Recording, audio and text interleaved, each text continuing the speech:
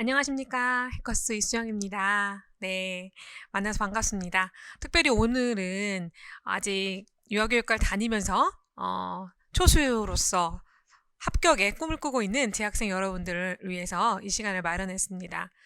방학이라서 사실 임용반에 있는 학생들, 이제 대학생이라고 이제 제가 칭해야 되는데, 저는 대학교에 들어가는 그 순간부터 선생님이라고 이제 불러드리거든요.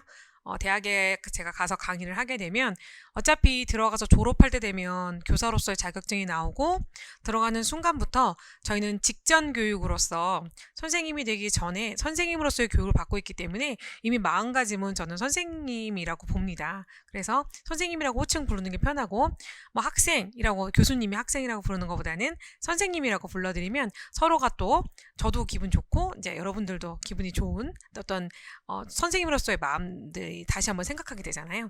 네, 그래서 제가 선생님이라고 하더라도 어색해하지 않으셨으면 좋겠어요. 자, 그래서 예비 공립유치원 합격 선생님들을 위해서 오늘 이 시간을 좀 마련했습니다. 대부분 이제 졸업을 하고 나면 그때부터 임용 공부를 시작해서 대부분 1년 내지 2년, 뭐 길게는 그 이상이라도 공부를 하셔가지고 뭐 기간제라든지 또는 일을 병행하시면서 이 시험을 준비하시고 있는 분들도 계시리라고 믿습니다.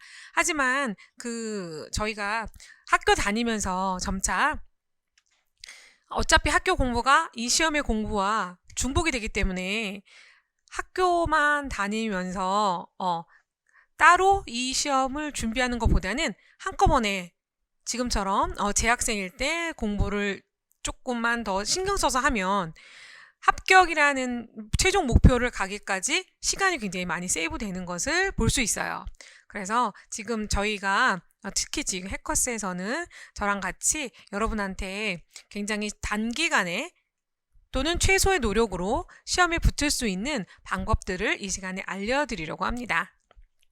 그래서 여러분들이 학교를 다니시면 대부분 우리 유아교육과 또는 무슨 아동 무슨 과 이렇게 해갖고 자기 학교의 학과 교수님들을 많이 뵙게 되시잖아요.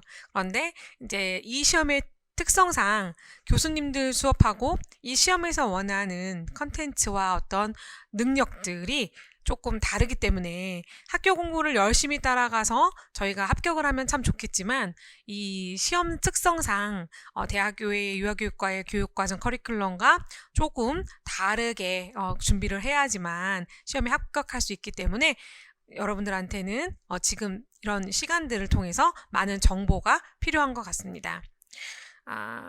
그래서 오늘 재학생들한테 제가 지금까지의 어떤 합격생들과 같이 또는 이제 강의를 한 경험을 가지고 여러분들한테 될 수 있으면 빠른 시간 안에 최소의 노력으로 붙을 수 있는 이야기들을 조금 해드리려고 합니다. 귀가 솔깃하시죠? 네, 자 그럼 시작해 보도록 하죠. 일단 이 강의를 처음 듣는 분들 또는 임용에 혹시 강의 또는 혹시 시험에 관심 또는 호기심이 있을 수 있는 아주 생초짜 임용에 대해서 전혀 모르시는 분들도 있으리라고 생각을 하고, 시험에 대한 얘기를 잠깐 하고 이제 준비하는 방법들을 이야기하려고 합니다. 저희 시험은 1차와 2차로 나눠져 있죠. 그래서 1차는 논술 시험하고 교육과정 A, B라고 해서 1시간 10분씩 2번 A, B 나눠서 보고요. 다음에 2차, 1차에 붙은 선생님들에 한해서 2차에서 면접과 수업 과정 안 쓰기, 그다음에 수업 실현 이런 것들을 보고 있습니다. 근데 이 부분은 지역마다 좀 달라서 정말 달라서 여러분이 희망하시는 지역에서 2차 시험을 어떤 것을 보는지는 이제 나중에 추후에 확인을 하시면 됩니다. 하지만 필수적으로 면접과 수업 실현은 두 가지 다 보고 있고요. 경기도 같은 경우는 집단 토의가 있고, 또 일반 지역 같은 경우 수도권 지역을 좀 인천도 쓰고 있지만 과정안을 쓰고 있는 지역이 있고 쓰고 있지 않은 지역이 있습니다. 그래서 2차는 2차 나름의 준비를 해야 되는데, 이 부분이 지금 재학생들한테는 굉장히 버거울 수 있습니다. 왜냐, 1차 시험도 버거운데 2차까지 생각하기에는 굉장히 거리가 있어 보이는 거죠. 근데 오늘 얘기를 하고 싶은 거는 1차와 2차는 별개가 아니고 같이 준비하지 않으면 여러분이 원하시는 초수 때 또는 단기간에 합격하기가 어렵습니다. 왜? 우리는 최종 합격을 원해서 가는 거지 1차만 필기시험만 합격하는 것을 원하지 않는다는 거죠. 1차를 넘고 가면 2차라는 또 다른 산이 하나 있어요. 근데 이 산은 어떻게 보면 더 힘들 수 있어. 왜냐하면 더 짧은 시간 안에 더 많이 몸으로 보여줘야 되는 수업인데 몸으로 보여주기 위해서는 머릿속에 들어있는 게 나오는 과정들이 열심히 연습이 되어 있지 않으면 힘들거든요. 저희가 정보처리 이론이라고 이제 유아 발달에서 배웠겠지만 시연을 하는 방법대로 그쵸? 입력한 방법대로 시연을 한 방법대로 다시 인출되기 때문에 여러분이 얼만큼 면접을 블라블라 입으로 했느냐 또는 수업 시간을 몸으로 수업을 많이 해봤느냐에 따라서 2차의 점수는 굉장히 다르게 나올 수 있습니다. 그래서 학원 강의를 통해서 배울 수 있는 것들은 대부분 1차라고 한다면 2차를 위해서는 이론도 필요하지만 실기 부분도 필요하기 때문에 이것을 연습할 수 있는 시간은 지금 여러분이 다니고 있는 재학생 시절이거든요. 네, 졸업하고 나면 취직을 하지 않는 한 아이들을 만날 수 있는 환경들이 없고 또 수업에 대해서 연구할 수 있는 시간들이 매우 적습니다. 그렇기 때문에 저는 재학생의 장점은 오히려 이 2차를 준비할 수 있는 시간이 더욱더 있다. 또 자기가 만들 수 있다라는 것이 장점이라고 생각을 합니다. 자, 그래서 시험은 1차와 2차로 나눠져 있는데 1차 시험에서는 대부분 어렵게 생각하는 게 논술이에요. 그래서 여러분들이 논술 답안지나 시험지를 봤을 텐데 제일 어려워하는 게 AP는 암기하면 될 것 같고 이론책 개론이나 우리가 학부 시절 지금 뭐 2년, 3년, 4년의 내 대학교 시절 안에서 그래서 공부해서 거기서 나온다고 알고 있기 때문에 그거만 열심히 하면 된다라고 생각하는 거죠. 그래서 부담감으로는 굉장히 논술이 부담스러워요. 글쓰기고 대학교 갈 때도 논술을 안 해봤는데 입시 전형에서도 논술을 안 해봤는데 논술을 처음 이제 시험을 봐야 되니까 힘들죠. 네, 그래서 이 논술에 대해서는 오늘 제가 얘기를 해드리려고 해요. 여러분들이 학부 때 논술 쓰는 것에 대해서 접해볼 수 있는 시간이 거의 없거든요. 그래서 제일 많이 관심이 있는데 정보는 받아볼 수 없으니까 제가 오늘 간단하게 여러분들이 논술에 대해서 조금 맛을 볼 수 있는 시간을 드리고 더 자세한 것은 저랑 이제 강의를 통해서 열심히 연습을 하시면 20점 만점을 다 맞을 수 있습니다. 그래서 배점은 20점, 80점 돼서 두 개 합해서 100점이고요. 여기는 100점인데 지역에 따라서 뭐 50점인 데도 있고 60점, 40점인 데도 있고 좀 편차가 있기 때문에 100점, 100점 합해서 200점 만점의 시험이고 200점 만점 중에서 네, 점수가 높은 사람 순으로 이제 커트라인 선발 인원을 선정하는 그런 시험이라고 할 수 있습니다. 논술은 논술 능력 또는 글쓰기 자기 생각을 잘 풀어내는 능력인데 체계적으로 서론, 본론, 결론으로 논술문의 형태로 풀어내고요.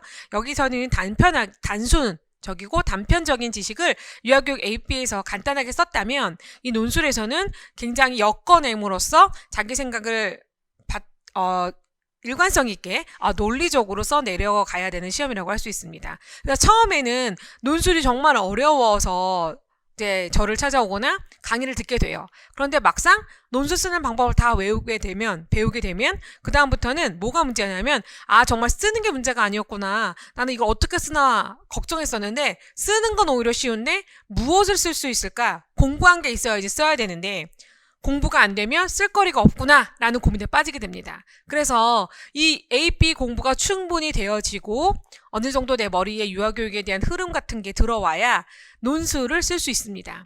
그렇지만 그렇다고 해서 또 나중에 이거 다 한 다음에 할 거야 라고 나중에 뒤로 밀어놓으면 그때 되면 또 뭐가 부족하냐면 논술은 글쓰기이기 때문에 글을 바꾸는 거나 글을 수정하는 것은 시간이 오래 걸립니다. 내 사고가 그대로 글에 나타나기 때문에 나중에 몰아서 해야지 시간이 부족해요. 절대 높은 점수를 받기 어렵습니다.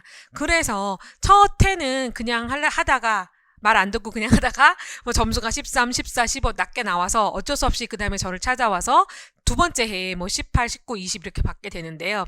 그럼 결국 1년을 더 공부하는 거잖아요. 그러니까 그렇게 될 수 있으면 자기 고집을 부리지 않는 걸 자꾸 권해요. 왜냐? 정보인데 시험에 대한 정보가 없으면 목표를 이루지 못할 수 있어요. 그래서 오늘 정보를 잘 들으시고 어떤 거는 내가 혼자 할 수 있는 부분이 있지만 어떤 거는 꼭 배움이 필요하고 연습이 필요하고 시간 투자가 필요하고 교수님이 말해주는 대로 따라갈 필요가 있구나라는 부분들을 자기가 잘 이렇게 정리를 했으면 좋겠어요. 그래서 논술은 글쓰기이기 때문에 처음부터 글을 쓰는 방법을 뜯어 고치는 시간이 필요해요. 그래서 그 시간이 생각보다 오래 걸려요.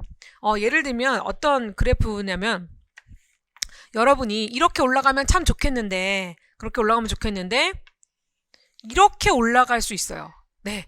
그래서 저는 논술을 할 때는 거의 몇 달 동안 이렇게 밑에서 되는 것 같지도 않고 안 되는 것 같지도 않고 맨날 교수님은 빨간 줄로 틀렸다고 하시고 막 너무 스트레스 받고 안 될 것만 같고 점수 못 받을 것 같은 그런 시간들이 몇 달 정도, 한 두세 달 정도 있어요. 그러다가 갑자기 쓸 수 있는 방법이 알고 다음에 교육과정이라는 부분들의 공부가 이만큼 차오르니까 이만큼 알게 되다 보니까 갑자기 논술이 비약적으로 올라가면서 오히려 이 교육과정보다 나중에 더 빨리 마스터가 될 수 있는 그런 시점이 옵니다. 그래서 이 부분을 잘 어떻게 견디느냐 또는 잘 정리하느냐예요. 근데 이 부분을 체계 있게 정리 못하면 시간만 가고 아까 말한 대로 점수가 막상 점수를 받아봤을 때 점수가 안 나올 수 있어서 논술 같은 경우는 처음에 즉 이 교육과정 공부가 좀 미비할 때 진도가 팍팍 나가면 공부할 게 많아지니까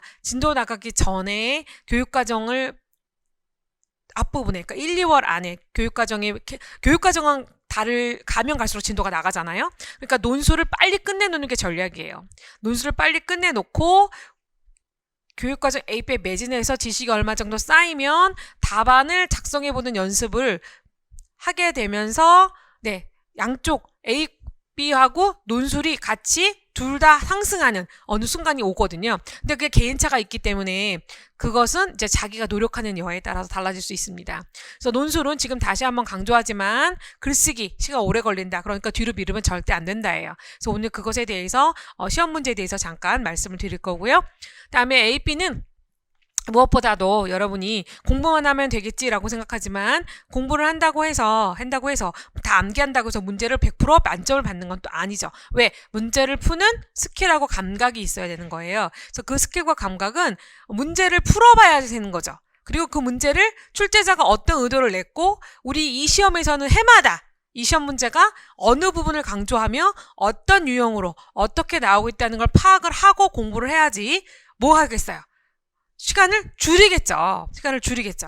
대부분 재학생들하고 공부를 하다 보면 제가 이제 임용반에 가서 강의를 많이 해요. 그럼 강의하면 처음에 이제 물어보면 제일 대답 많이 하는 게 제가 교수님을 6개월 전에만 만났어도 제가 이렇게 시간을 낭비하진 않았을 것 같아요 라고 얘기를 해요. 왜냐?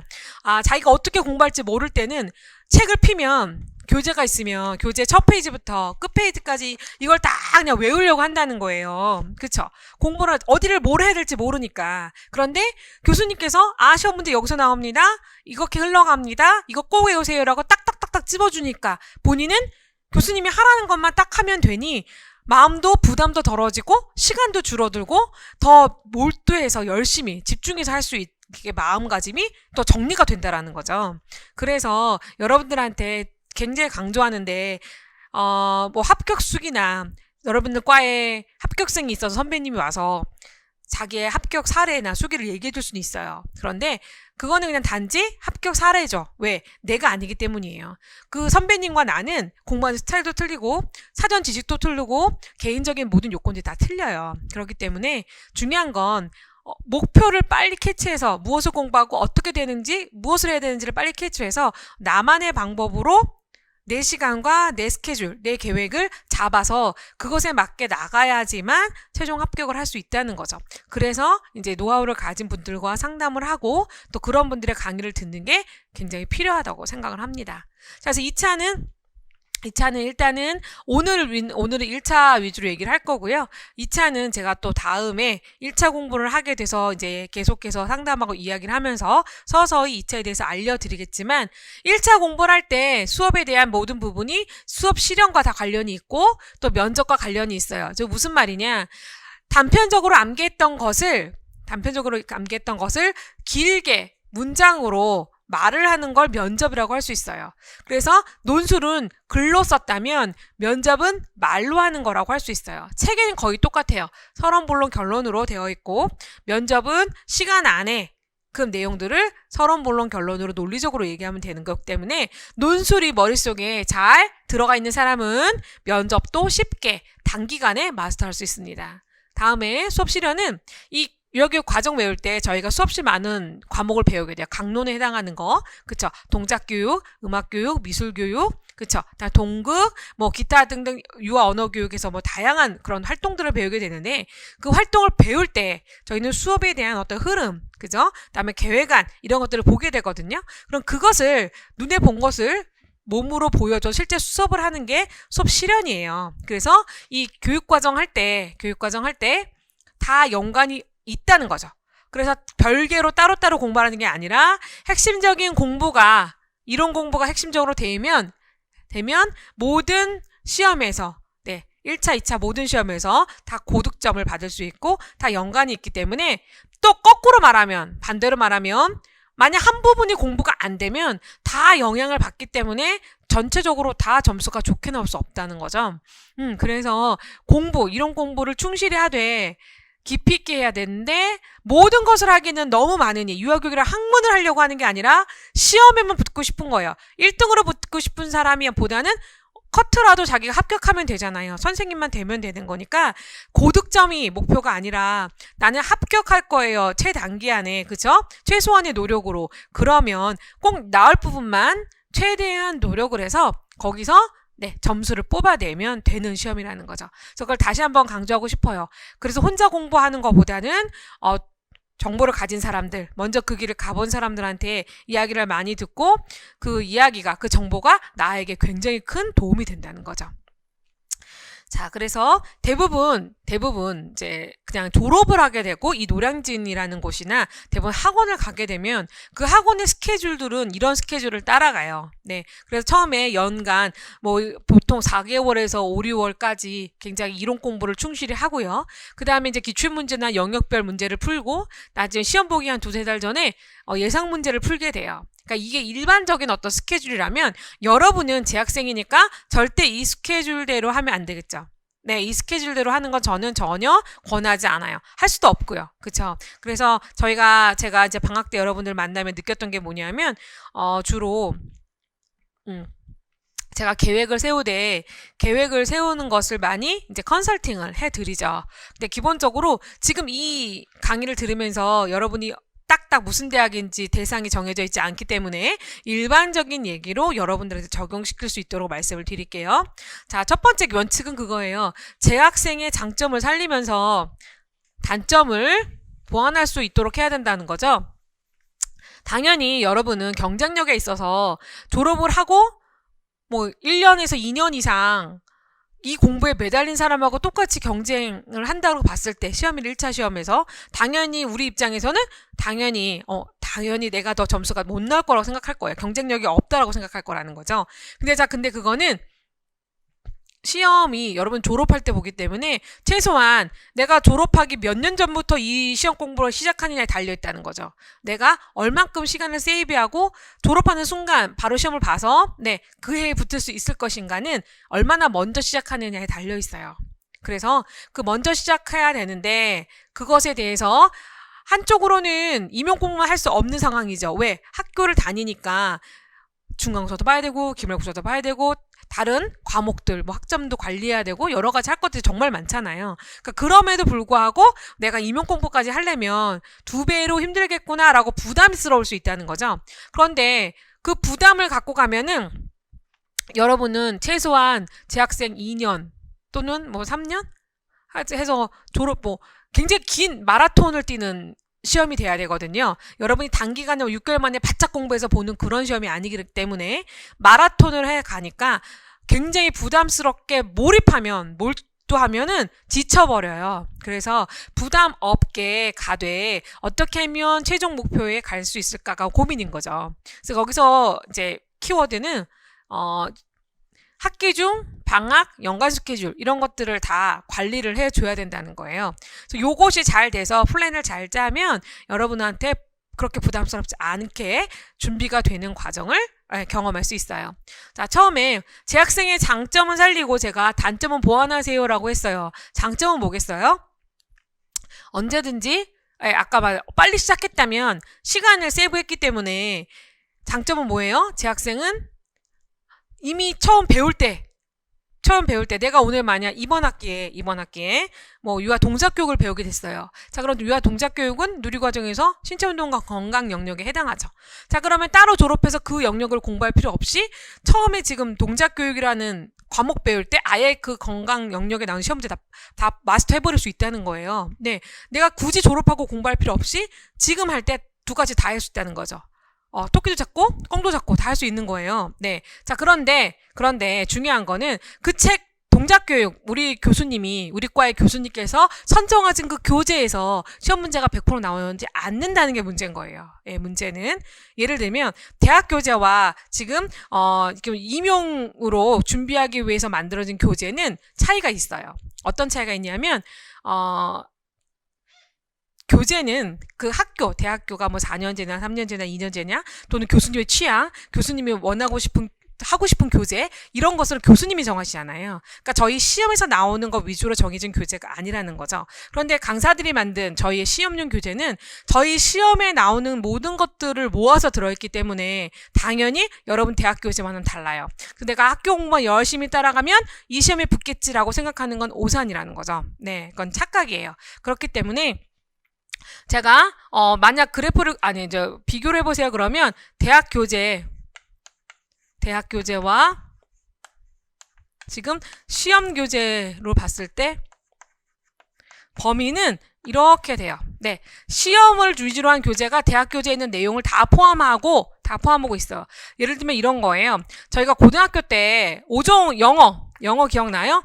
영어 교재는 저희 때는 5종이었거든요. 여러분 더 많았겠죠. 7종, 12종. 그러니까 각 출판사마다 다 영어 교과서를 펴내잖아요. 그런데 수능 볼 때는 그냥 국가고시에서는 그 영어 교과서 상관없이 시험을 보죠. 똑같은 거예요. 지금 대학 교재는 출판사마다 다 달라요. 교수님들이 만들어서 여러 가지 종류가 있는데 국가고시는 그냥 봐야 되는 거죠. 그러니까 이 교재를 가지고는 되지 않기 때문에 이 시험 교재를 위해서 이 모든 출판사보다 종류별로 다 만들어진 교재를 취합해서 저희가 기준을 삼고 다음에 이 시험에 맞도록 다 교재를 만든다는 거죠. 그래서 교재는 제가 여러분들한테 다시 한번 강조하지만 학교에서 배우는 교재를 가지고는 시험 준비를 할 수가 없어요.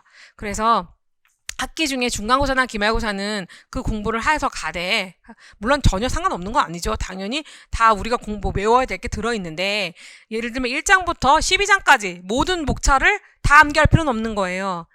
나오는 부분이 다 이렇게 정해져 있어요. 과목마다.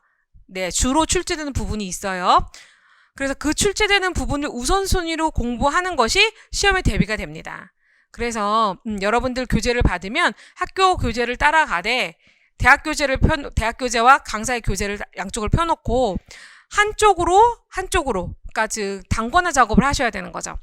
대학 교재에다가 여러분이 정리를 하셔도 돼요. 반대로 또 이제 강사 교재에다 정리를 하셔도 돼요. 그런데 훨씬 더 강사에 대한 책이 많기 때문에 학원에서 주는 책이 내용이 많기 때문에 쓸 내용은 아마 여러분들 그 대학교 교재에다 쓰는 내용이 훨씬 많을 거예요. 그래서 어느 한쪽으로 두 가지를 합해세요. 그러니까 그걸 단권화 작업이라고 하거든요.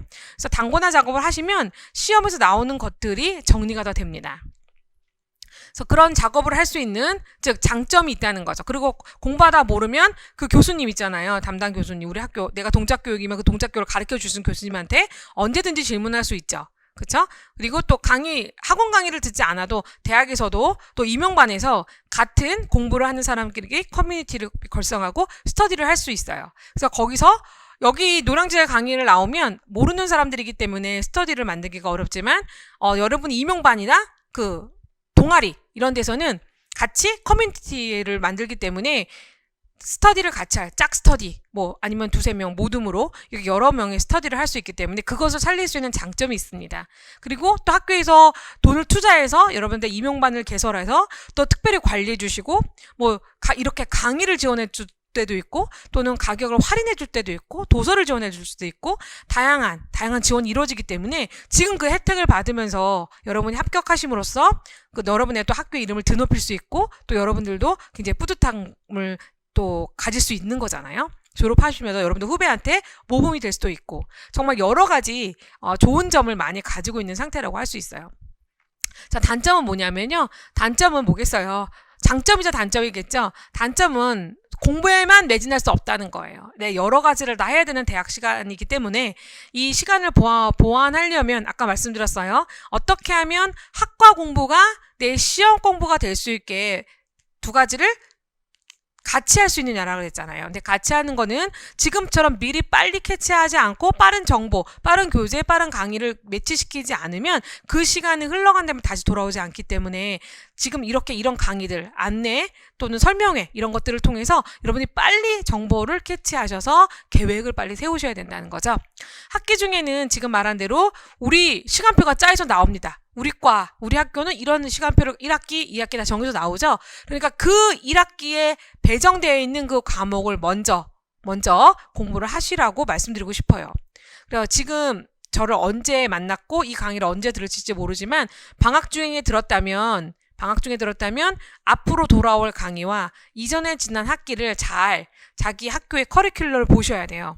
즉 연간 스케줄을 관리하는데 2년제일 수도 있고 3년제일 수도 있고 4년제일 수도 있어요. 여러분의 학교가.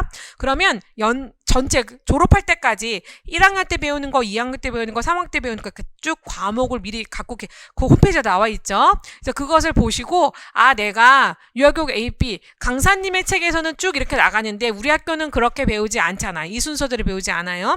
그러니까 우리 학교 순서에 맞게 강사님 책을 가지고 내가 쪼개서 분철해서 어떻게 공부를 해 나가야 되겠다라는 그런 스케줄을 먼저 짜셔야 된다는 거죠. 연간 스케줄이 다 짜졌으면 이제 연간 스케줄이 안에서 방학 동안에 할 일들, 예를 들면 논술 같은 거예요. 논술은 학교에서 가르쳐 주실 수가 없어요. 아무도 교수님 중에서 논술 하시는 교수님이 안 계시니까. 그래서 이 논술 같은 경우는 꼭 방학 때 들어야 되는 거라고 저는 강조하고 싶어요. 네, 준비 안 하면 나중에 힘들어져요. 그다음에 학기 중에는 이론 중심으로 공부를 하라고 말하고 싶고, 그다음에 학기 중에 개설되어 있는 시간표에 있는 과목을 하되 너무 다 지나갔어. 내가 너무 늦게 이 강의를 알게 돼서 1학년 때 배운 거 아직 공부 못했어. 그럼 이제 1학년 거 빨리 보충을 하셔야 되는 거잖아요. 그러니까 각자 개인별로 계획이 다를 수밖에 없어요. 그래서 그렇게 이 세 가지를 고려해서 연간 스케줄을 짜시면서 졸업할 때는 이 모든 과목을 마스터해서 졸업할 수 있을 만큼 치밀하게 시간 관리, 월 관리, 학기 관리 이렇게 나누어서 계획을 짜시는 게 좋습니다. 그리고 또 어떤 거는 학원에 좀 도움을 받고 아니면 임용반에 신청할 수 있어요. 교수님 이번에 이런 강의 저희 임용반 했으면 좋겠어요 라고 임용반 담당 교수님들이 계시기 때문에 그 교수님들에 신청하시면 또 그 교수님이 저랑 이제 같은 분들하고 컨택이 돼서 다시 여러분들한테 강의를 해드릴 수 있거든요. 그래서 이렇게 서로가 주고받고 요청이 될 때 더 원활하게 갈 수 있기 때문에 여러분들 학교에 여러분들 수준에 맞는 강의를 찾아서 들을 수 있다는 장점도 있습니다. 근데 또 반면에 그 부족한 면을 메꾸기 위해서는 스스로 알아서 움직여야 된다는 단점도 있을 수 있죠. 그래서 좀 능동적으로 움직이는 선생님들이 훨씬 더 빨리 정보를 빨리 받기 때문에 뭐 카페라든지 여러분 SNS 상에서 굉장히 많은 정보가 오고 가니까 좀 발빠르게 그런 카페에 가입한다든지 아니면 저희 해커스 홈페이지에 오시면 홈페이지에 정말 많은 정보가 들어있어요. 그래서 그것을 이제 무료로 또 강의도 많이 드리기 때문에 그 강의를 듣고 관심 있는 과목을 연계해서 또 들을 수도 있습니다. 그러니까 결론은 본인이 움직여야 돼요. 시험에 대해서 누가 억지로 시켜주는 그런 이제 공부는 아니기 때문에 본인이 열심히 찾아서 그래서 제일 좋은 교재, 제일 좋은 강의 이런 것들을 찾아서 단기간에 끝낼 수 있도록 노력을 해야 된다는 거죠. 자, 제일 처음에 이걸 알려드린 거는 재학생은 이게 가장 중요하기 때문이에요. 핵심 포인트예요. 그래서 이 계획과 이 스케줄을 어떻게 짜느냐에 따라서 졸업할 때 내가 어느 정도 위치에 가 있느냐라는 것이 결정돼요. 정말 감히 제가 정말 이렇게 단연코 말씀드릴 수 있는 이유는 이것을 잘못 짜면 다시 돌아올 수 없는 시간을 어떻게 회복할 수 없기 때문이에요. 그래서 이제 상담이나 교육 컨설팅 같은 거를 받아보시는 게 좋을 것 같습니다. 그리고 원하시면 저희 해커스 홈페이지에 저한테 신청하시면 되고요. 자, 그 다음에 이제 공부를 하게 됐어요. 계획도 잘 세웠고요. 자, 그러면 이제 공부를 해야 되는데, 그럼 공부를 어떻게 할까라고 생각을 하겠죠? 자, 그래서 제가 여기서 뭐 기타 등등 뭐 여러 가지 얘기가 있겠지만, 제일 처음에는 아까 한 번 더 강조하지만 학교 공부책과 교재와 이 임용 공부책을 분리시켜서 그 명확한 범위를 알고 있어야 된다는 거예요. 아, 임용에서는 동작교육은 여기까지 나오지, 아, 해설서 2019 개정된 교육과정 여기까지 포함되지, 뭐 이렇게 본인이 정보를 알고 과목마다 범위를 결정하시고, 그 범위가 에어레어가 정해져야지 그거를 내가 마스터할 거 아니에요. 뭔지 나올지도 모르고 계속 꾸역꾸역 그냥 책에 있는 걸 다 할 수는 없잖아요, 저희가. 그래서 목표를 정하기 위해서는 범위가 정해져야 되는데, 그 범위를 명확히 과목별로 먼저 선정을 해야 된다는 거죠. 정리가 돼 있어야 돼요. 자, 그 다음에 기본 이론서 필독하라고 그랬어요. 자, 기본 이론서는 두 가지라 제가 2권 이상이라고 그랬죠. 그럼 일단은 한 권은 자기네 학교에서 대학 교재 있잖아요. 대학 교재. 우리 교수님께서 선정하신 그 교재, 그거 하시면 돼요. 다음에 두 번째 거는 저는 방송통신대학 교재를 추천해요. 네, 자기 학교에 그 도서관에 있으면 대여해서 보시고요. 다음에 좀 경제적 여유가 있으면 사서 보시면 더 좋아요. 그래서 이 두 가지하고 다음에 플러스 강의용 이 강사가 주는 이 교재, 시험 교재 이렇게 해서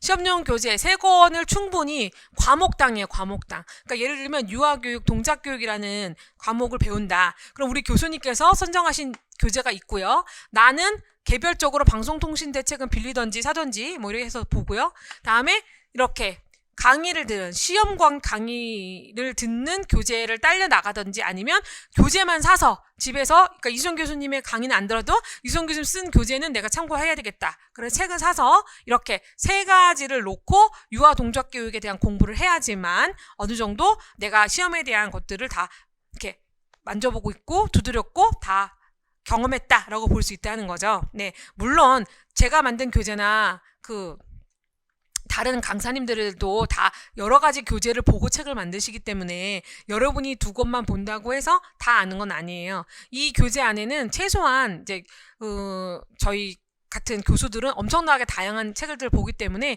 이 안에 이것만 보면 되겠지요라고 생각할 수 있어요. 그런데 이제 이 책의 단점은 뭐냐면요, 양은 다 축약해서 넣어놨지만 줄글이 시험 교재다 보니까 여러분의 이론서처럼 줄글로 이해가 잘대로 풀어져 있지 않아요. 만약 그렇게 한다면 분량이 아마 이따만큼 될 거예요. 이 책이 이렇게 끝나는 게 아니라 정말 이 정도 될 건데, 그것을 축약해서 강사들은 중요한 부분 만들어 놨다면 이 기본 이론서는 여러분들은 사실 처음 배우는 거잖아. 유아교육 학생들이니까. 동작교육을 한 번도 안 배웠는데 요약서를 가지고 공부할 수는 없다는 거죠. 그래서 충분히 기본적으로 이해하고 개념을 잡는 거는 이 교재들이 여러분의 도움을 줄 거예요. 그래서 이해와 함께 암기하고 요약해주고 축약해주는 건 이 대학 강사들이 만든 교재로 하시면 된다는 거죠. 그래서 공부를 하더라도 항상 책이 다 책이라고 다 똑같은 책이 아니라는 거죠. 네, 기본 개념 이론서가 있고 요약해 놓은 게 있고 기출 문제집이 있고 또 예상 문제집이 있어요. 이렇게 모든 책들을 다 하나하나 단계별로 지나가야 최종 목표에 갈 수 있을 거예요. 그래서 책을 이 2권 이상은 이렇게 2권 이상을 보세요라는 말이에요. 자, 그러면 책을 봤다. 그 다음에 책을 그냥 끝나는 게 아니라 나에게 맞는 공부 방법을 찾아야 되는데, 대부분 아까 말씀드린 대로 단권화를 해야 돼요. 암기를 하기 위해서는 내 나름의 정리 방법이 있는 거예요. 물론 정리를 잘하는 사람도 있고 정리를 잘 못하는 사람도 있어요. 그래서 정리를 잘한 교재를 찾기를 바라기도 하죠. 그런데 대부분 자기 나름의 공부를 했던 스킬이나 자기 나름의 노하우들이 있기 때문에 자기가 잘 정리한 교재 정리 방법으로 암기되는 게 제일 또 꺼내기도 쉽거든요. 남이 정리해놓은 걸 억지로 외우는 것보다 내가 정리해서 내가 편하게 암기하는 게 훨씬 더 편하고 쉬워요. 그래서 자기만의 방법으로 나의 공부 방법을 찾아야 됩니다.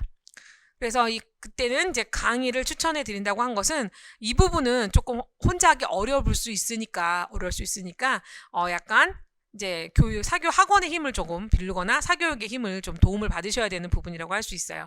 자, 나머지는 교재에 있는 목차별로 정리를 해라. 다음에 그 용어 대부분의 유아교육 1차가 대부분 용어를 쓰는 시험 문제로 되어 있기 때문에 용어만 알아도, 개념만, 중요한 키워드만 알아도 시험에서 어느 정도 점수가 나올 수 있습니다. 물론 시험은 주관식이 조금 더 많아지고 있는 비중을 갖고 있는 추세예요. 하지만 단답형에 비하면 그렇게 많지 않죠. 대부분의 답은 단답형이기 때문에 여러분이 단답을 할 수 있도록 용어를 충분히 반복해서 암기하실 필요가 있습니다. 그래서 용어가 정리가 되면 그 용어와 관련된 용어들을 엮어내면서 개념을 만들면 이게 뭐라고요? 심화로 하는데 이게 논술의 답안이 됩니다. 논술의 답안이 돼요. 그래서 1차 상반기에는 용어 정리 공부를 하게 되고요. 이제 하반기에는 심화 또는 2년, 3년, 여러분 같은 경우는 첫 해 안 될 테니까 2년째 학교 다니면서 첫 해보다 두 번째 해에 이제 심화의 과정으로 개념학습으로 들어가면 될 것 같아요. 자, 그 다음에 여긴 짜투리 시간이라고 했는데 여러분 대부분 임용반이라는 곳에 이제 다 배치돼서 공부를 할 거니까 매일매일 아마 학교 끝나거나 또는 학교 강의가 없는 날에는 임용고시에서 그 임용반에서 준비된 장소에서 공부를 할 수 있으니까 짜투리 시간보다는 더 많은 시간을 할애해서 공부를 하는 게 되겠죠. 자, 그 다음에 이제 말하고 싶은 것은 시험이다 보니까 모든 시험에는 그 시험에 출제됐던 어떤 맥락들이 있습니다. 그쵸? 그래서 시험을 알고 시험을 봐야 되는 거지 전혀 모르고 내가 여기 이론만 공부하고 시험 보기에는 백전백승할 수 없겠죠. 그래서 기출문제가 무엇보다 중요해요. 기출문제가. 그래서 기출문제 분석을 해야 되는데 말로는 제가 솔직히 말을 할게요. 모든 학원에서 다 기출문제 풀이라고 똑같이 캐치프레이즈 걸어놓겠죠. 무슨 강사 기출문제반, 무슨 강사 기출문제반. 그런데 그 내용을 들여다보지 않은 이상 다 똑같다고 생각할 수는 없겠죠. 어떤 강사는 문제 읽어주고 답만 불러줄 수 있어요. 어떤 강사는 왜 문제가 이렇게 나오는지 한 줄 한 줄 분석해서 답을 쓰는 요령까지 알려줄 수 있거든요. 그래서 기출문제반은 타이틀이 중요한 게 아니라 기출문제를 어떻게 풀어주냐가 중요해요. 그리고 또 예를 들면 연도별로 풀 수도 있고 영역별로 풀 수도 있어요. 연도별은 2019년 나온 문제 쭉 풀고 2018년 나온 문제 쭉 풀고 이렇게 할 수 있어요. 자, 그거는 과목이 여러 개가 들어있죠. 네. 근데 영역별로 풀면요. 신체운동건강 영역에서 나왔던 옛날 문제부터 지금 문제까지 쫙 풀어요. 그렇죠? 의사소통 영역에서 나왔던 문제 옛날 것부터 지금까지 쫙 풀어요. 이거는 기출문제 풀이반이지만 완전히 다른 개념이에요. 그래서 여러분이 기출문제를 풀 때도 내가 혼자 할 수 있는 부분은 어떤 부분인데 도움을 받을 수 있는 부분은 이런 부분을 기출문제반을 가더라도 이런 반을 가야 되겠구나 라는 것들을 잘 꼼꼼히 분석하시고 선택하셔야 됩니다. 네. 자, 그래서 문제 유형을 파악하고 익숙해져야 된다. 왜냐, 시험을 보려면 문제를 잘못 읽어서 답을 잘못 쓸 때가 많아요. 몰라서 못 쓰는 게 아니라 이미 몇 년 동안 공부해서 머릿속에 들어있는데 시험 문제가 익숙하지 않아서 이거 쓰라는 거였는데 내가 이거 썼네?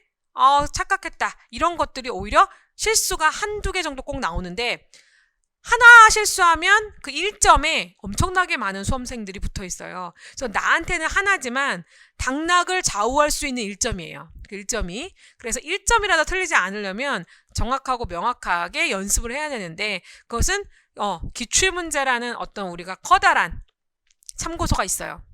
그래서 그 참고서를 충분히 많이 숙지한 사람은 시험장에 시험 볼 때 그날 덜 긴장하고 덜 실수할 수 있습니다. 그래서 기출문제 풀이를 해야 되는데 이제 기출문제 풀이는 또 다시 얘기하겠지만 여러분들이 혼자 공부해도 물론 되기는 돼요. 뭐 혼자 할 수 있어 능력이 되는 사람들은 되겠지만 기출문제 풀이반을 들어본 것과 안 들어본 거는 대부분의 학생들이 뭐라고 얘기하냐면 듣길 잘했어요 라고 얘기를 하거든요. 그래서 여러분들한테 권해드리는 거예요. 여러분이 이 시험을 알고 해드리는 내용과 혼자서 공부를 할 때는 한계가 있다는 거는 여러분들 어느 정도 알 수 있을 거라고 생각을 해요. 그래서 어떤 반보다도 기출문제 풀이는 꼭 들어야 돼요. 자, 그 다음에 기출문제에 자주 노출되는 이런 부분들이 있습니다. 전체를 다 하는 게 아니라 그것만 또 핵심적으로 완전히 마스터해야 되고요. 그 다음에 문제를 예상하면서 요게 올해는 안 나왔으니까 내년에 나오겠다. 아니면 쭉 나왔었는데 이거는 작년에 안 나왔으니까 올해는 나오겠구나. 이런 식으로 예상을 하면서 여긴 나오겠는데 이제 공부를 어느 정도 하다 보면 자기 나름의 촉이란 게 생겨서 예상 문제를 예견할 수 있거든요. 그래서 그렇게 공부할 때 예상하는 것도 필요하다. 그다음에 독해력은 특히 논술 같은 경우는 출제자가 원하는 방향이 있어요. 근데 그 방향을 캐치하지 못하고 그냥 내 마음대로 답을 다 써버리면 높은 점수가 나올 수 없어요. 그래서 논술 문제를 통해서 출제자의 의도는 언제 어떻게 나오고 어떻게 유추될 수 있구나라는 것들 감각적으로 이제 알 필요가 있다는 거죠. 그다음에 시험 문제는 꼭 물어보는 것만 써야 되는데 본인 생각에 빠져서 본인이 아는 것만 쓰는 거예요. 시험 문제에서는 그걸 원하지 않아요. 그래서 좀 문제를 정확하게 읽는 독해력, 그것들이 이 시험에서는 필요합니다. 이런 것들은 뭘로 하라고요? 기출문제로. 네, 충분히 이론 공부가 끝나면 기출문제를 충분히 풀어야지만 이 감각을 익힐 수 있어요. 자, 그 다음에 논술 시험 준비하기 나왔네요. 자, 논술 시험은 굉장히 버거워하고 어렵게 느껴지는 부분이기 때문에 그 논술에 대해서는 논술 시간을 몇 개월 들어도 이제 본인들이 어렵게 느끼거든요. 그러니까 지금은 그냥 내가 완벽하게 이해가 안 된다고 하더라도 논술은 이런 거구나라고 이제 들으시면 될 것 같아요. 논술은 일단은 답이 줄글로 작년까지 재작년에 원고지였다가 작년 처음으로 줄글로 바뀌었어요. 바뀌었지만 사실 이제 위에 중등은 이미 옛날부터 줄글로 쓰고 있었거든요. 그래서 이제 초등이랑 우리 병설은 초중이 합해져 있기 때문에 이제 저희도 줄글로 바뀐 거죠. 아무리 줄글로 쓴다고 하더라도 서론, 본론, 결론에 논리적인 체계가 있어야 돼요. 그래서 그 체계가 이 글쓰기는 사람마다 다 생각이 틀리고 사고가 틀리기 때문에 자기만의 글쓰기가 돼야 된다는 거죠. 그래서 이수영이 가르쳐주는 거는 커다란 틀을 알려주지만 그 틀을 자꾸 연습하다 보면 자기만의 글의 흐름이 나옵니다. 그래서 그 흐름으로 20점을 받기 위해서는 어느 정도 이 시험에서 요구하는 맥락을 따라가줘야 된다는 거죠. 그래서 그 맥락을 따를 수 있을 만큼 연습이 돼야 되는데 나만의 틀이라는 것이 논술을 배우면 알겠지만 서론, 본론, 결론을 어떻게 끌어가느냐를 나만의 내 마음에 드는 방법으로 자기만의 그 매뉴얼처럼 만들어가는 과정들이 필요해요. 그래서 그게 단기간에 안 되기 때문에 제가 빨리 시작해라 라고 말씀을 드렸던 거예요. 그 다음에 독창성이 없는 답. 즉 학원에서 배우면 예를 들면 다 똑같이 쓴다는 거예요. 뭐뭐이다, 뭐뭐한다, 뭐 이런 걸 똑같이 쓰면은 이 답을 채점하시는 분들도 이거 학원에서 배웠네 라고 생각하고 감점을 몇 년 전에 한 번은 감점을 준 적도 있다라는 얘기를 들었었어요. 자, 그 다음에 유형별로 다양한 문제를 많이 풀어야 된다. 즉, 한 문제 갖고 안 된다. 문제를 많이 풀어야 되는 거죠. 많이. 그 다음에 문장 연습. 비문 척결. 즉, 뭐냐면 문법적으로 맞지 않는 얘기를 정말 많이 쓰세요. 읽다 보면, 내용은 틀린 게 아닌데 말이 안 되는 거예요. 한국말이 안 되는 거예요. 그래서 그게 요번에 그 유의점이 바뀌었잖아요. 어휘의 적절성으로 바뀌었어요. 그래서 체계 점수가. 그래서 여러분들의 전공 용어나 우리가 알고 있는 한국말의 어법에 맞게 쓰고 있는지 맞지 않는지도 점수에 연관이 있다는 거죠. 그래서 맞춤법, 띄어쓰기 이런 것들도 굉장히 중요해요. 그래서 그런 것들도 본인이 현대 맞춤법에 맞게 옛날 거에 만약 공부를 오래전에 했다가 다시 하시는 분들 같은 경우는 그런 것들도 다 체크를 해야 되는 부분이거든요. 자, 그 다음에 이제 정말 중요한 건 3문장 쓰기예요. 이 3문장 쓰기라는 것은 그냥 이제 제가 만들어낸 용어인데 문장이 3줄 정도, 즉 말 그대로 3문장이에요. 문장이 3개의 문장으로 이루어졌는데 이 정도 써야지 1점에서 2점을 받을 수 있는 문장의 분량과 구조가 돼요.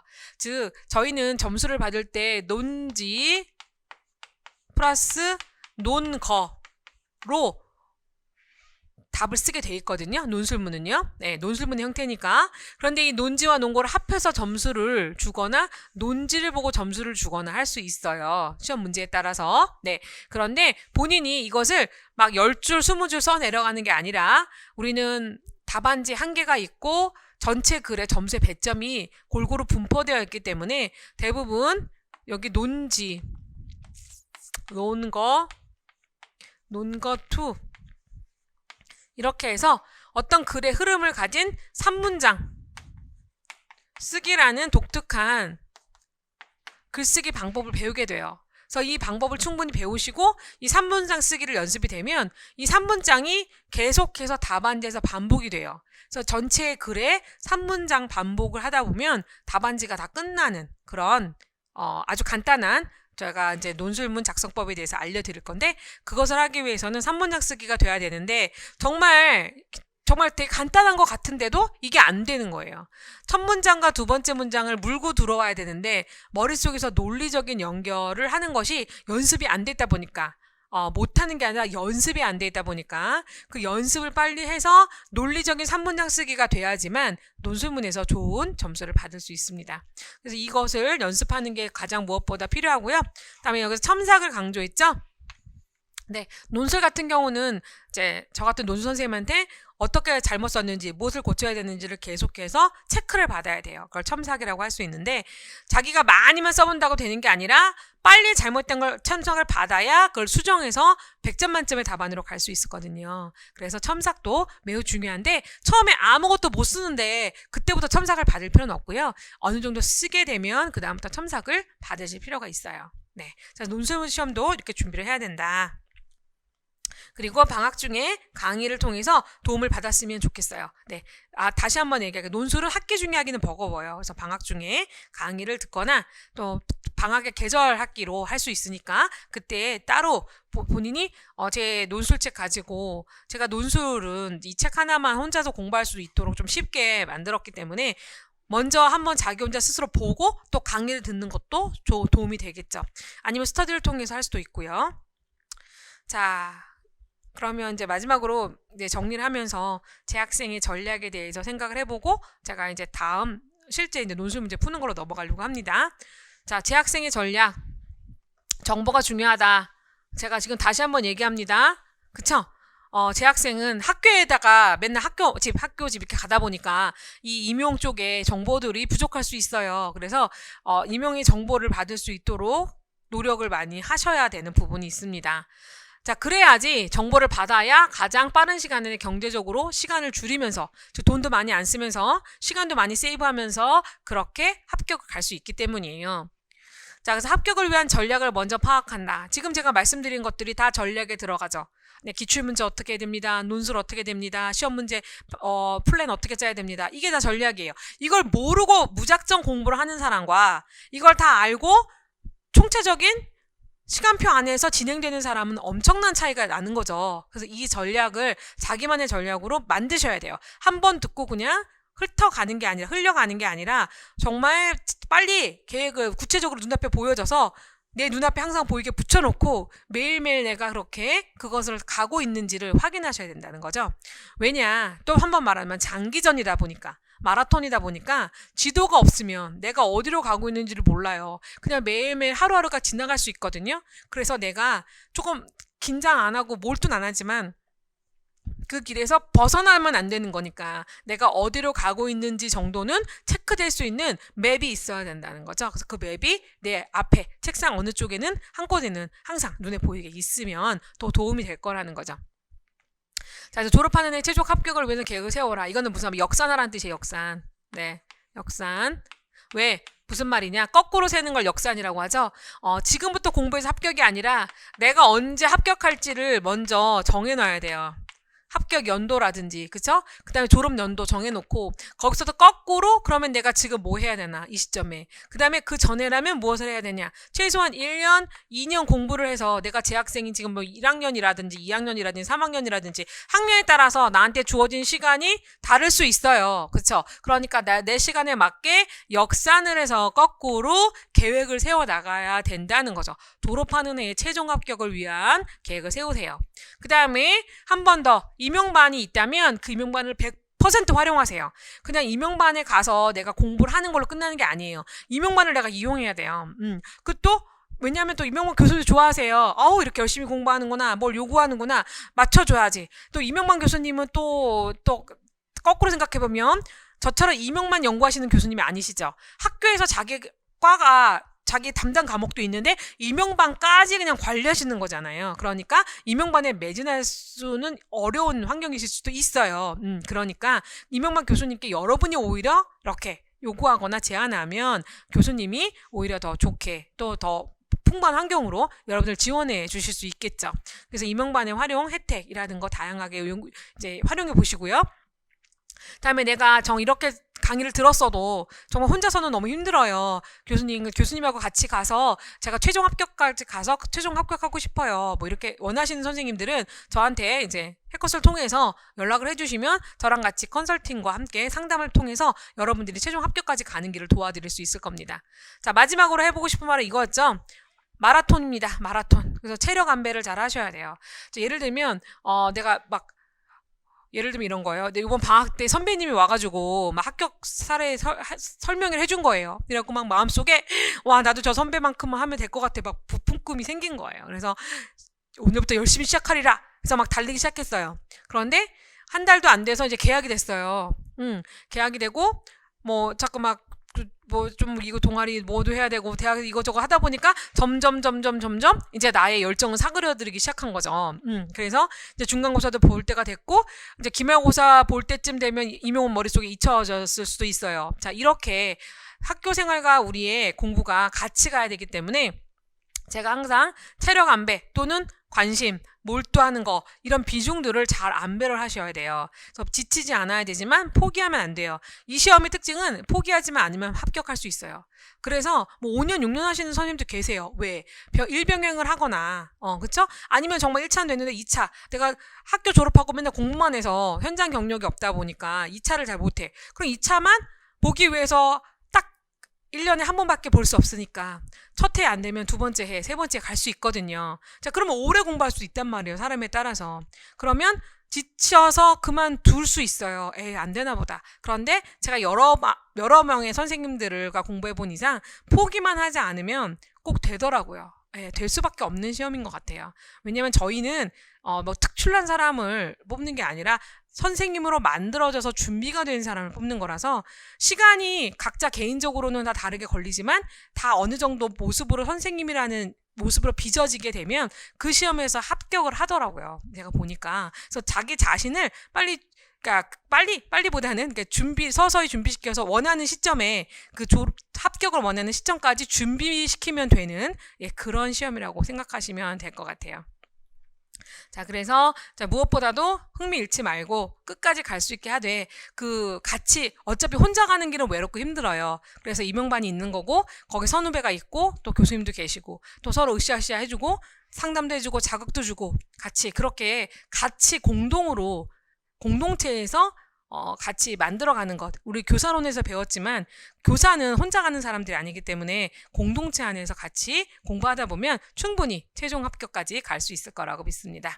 자, 그러면 이렇게 해서 재학생에 대한 어떤 시험 준비에 대한 노하우는 여기까지 이야기를 하고요. 잠깐 쉬었다가 제가 이제 논술 공부를 어떻게 해야 되는지에 대해서 알려드리도록 하겠습니다.